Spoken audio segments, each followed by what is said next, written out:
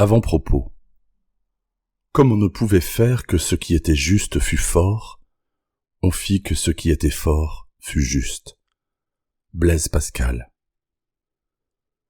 Il y a en effet dans la plupart des conflits humains une majorité de braves gens, de justes, qui aspirent à la paix, à la vie, à la fraternité. Et puis il y a les autres, les forts, toujours prêts à dégainer pour montrer à quel point ils ont raison, toujours convaincus que la violence, la guerre, la haine sont l'incontournable solution à tous les problèmes de l'humanité.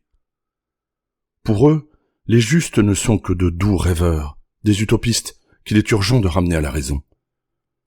Parfois, un utopiste traîne un peu les pieds, avance les droits de l'homme, la non-violence, la justice, la charité et autres sornettes. Alors là, attention à la ciguë, Socrate, à la croix, Jésus, au revolver, Gandhi et autres Martin Luther King. Il y avait en Algérie bien autant de ces utopistes que partout ailleurs. Ils étaient persuadés qu'on pouvait encore bâtir ou rebâtir un pays où vivraient enfin en harmonie toutes les personnes nées sur ce territoire magnifique et prospère.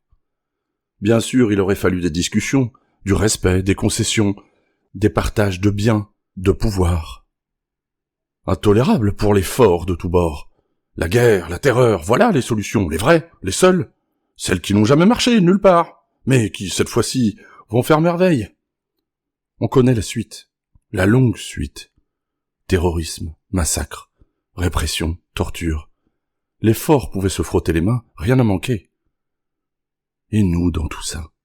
Nous, le contingent, le tout venant, la piétaille, le paysan tiré de sa terre, l'ouvrier de son usine, l'instit de son école, le curé de son séminaire, qu'allions-nous faire dans cette galère? On ne nous l'a jamais clairement expliqué.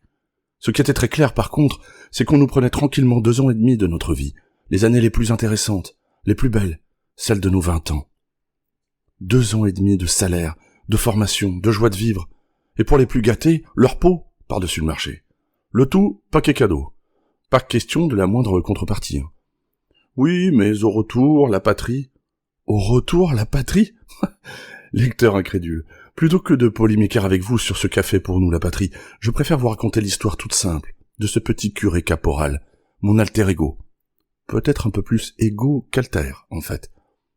C'est en même temps un peu l'histoire d'une grande majorité de mes copains d'alors, des gus, aux mains ni plus sales ni plus blanches que les vôtres, des gus qui ont eu des moments difficiles, on ne vous a pas menti, mais aussi quelques bonnes et même merveilleuses tranches de vie. Vous avez encore du mal à y croire?